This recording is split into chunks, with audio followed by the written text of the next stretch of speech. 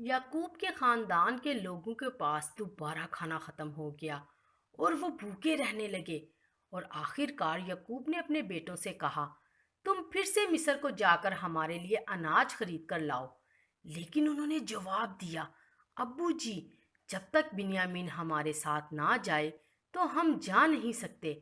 ان کے باپ نے بڑبڑاتے ہوئے کہا، تم نے اس آدمی کو کیوں بتایا کہ گھر پر تمہارا ایک اور بھائی ہے؟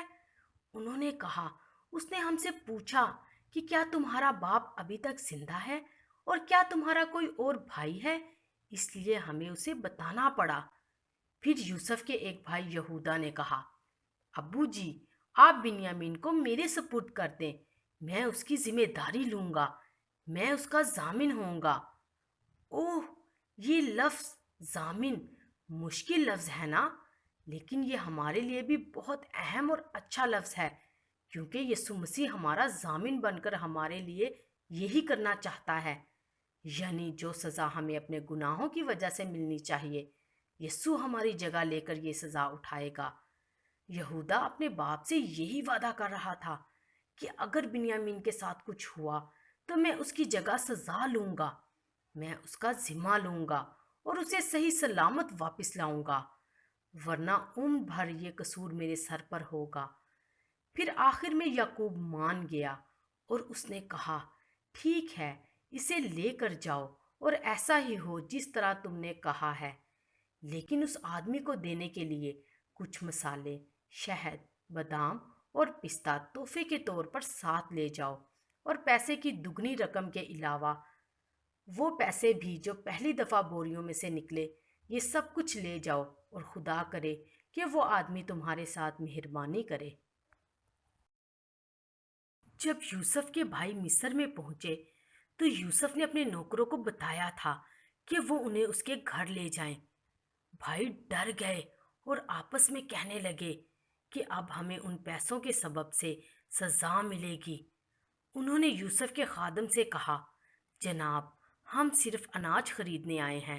پچھلی بار ہمیں بوریوں میں اپنے دیے ہوئے پیسے ملے، لیکن ہم یہ رقم واپس لے آئے ہیں، اور اب ہمارے پاس دگنے پیسے بھی ہیں تاکہ ہم اور اناج خرید سکیں۔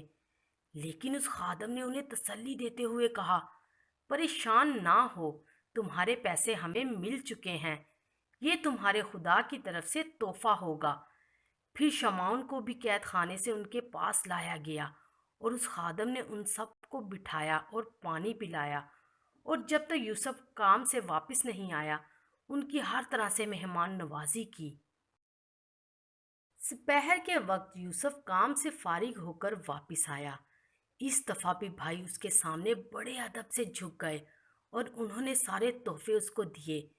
یوسف نے دوستانہ طریقے سے ان کے باپ کا اور ان کے خاندانوں کا حال پوچھا۔ پھر اس نے بنیامین کو دیکھ کر پوچھا، کیا یہ تمہارا چھوٹا بھائی ہے؟ خدا اسے برکت دے۔ اپنے چھوٹے بھائی کو دیکھ کر یوسف کا دل بھر آیا۔ وہ جلدی سے ساتھ والے کمرے میں جا کر رونے لگا۔ جب اس نے اپنے جذبات پر قابو پایا تو اس نے منہ دھویا اور وہ اپنے بھائیوں کے پاس واپس آیا۔ پھر یوسف نے اپنے نوکروں کو کھانا پیش کرنے کا حکم دیا۔ جب بھائیوں کو عمر کے مطابق میز پر بٹھایا گیا تو وہ بے حد حیران ہوئے۔ پہلے سب سے بڑے بھائی کو بٹھایا گیا، پھر اس کے پاس دوسرے بھائی کو، اور آخر میں سب سے چھوٹے بھائی بنیامین کو۔ اور جب کھانا بانٹ دیا گیا تو بنیامین کے حصے میں دوسرے بھائیوں سے 5 گنا زیادہ تھا۔ وہ نہیں جانتے تھے کہ یوسف انہیں آزما رہا ہے تاکہ وہ دیکھے کہ وہ ابھی تک حسد رکھتے ہیں جیسے کہ وہ اس وقت رکھتے تھے جب ان کے باپ نے یوسف کو خوبصورت کبا دی تھی۔ آپ کو یہ کہانی یاد ہے نا؟ جب وہ کھانا کھا رہے تھے تو اس وقت اناج کے گودام میں کیا ہو رہا تھا؟ یوسف کے نوکر یوسف کے ہر حکم پر عمل کر رہے تھے۔ انہوں نے بھائیوں کی بوریوں کو اناج سے بھر دیا اور پھر پچھلی دفعہ کی طرح ان کے دیے ہوئے پیسے بوریوں میں واپس رکھے۔ لیکن بنیامین کی بوری میں یوسف کا خاص چاندی کا پیالہ چھپا دیا گیا۔ یہ کیوں؟ یوسف ایک اور طریقے سے بھی ان کو آزما رہا تھا۔ وہ دیکھنا چاہتا تھا کہ اب وہ کیا کریں گے۔ اگلی صبح بھائی گھر جانے کے سفر پر روانہ ہوئے۔ وہ بہت خوش تھے کہ سارا معاملہ حل ہو گیا اور سب کچھ ٹھیک ہے۔ آپ کا کیا خیال ہے؟ کیا اس وقت وہ خداوند کی ان ساری مہربانیوں کے لیے اس کی شکر گزاری کر رہے تھے؟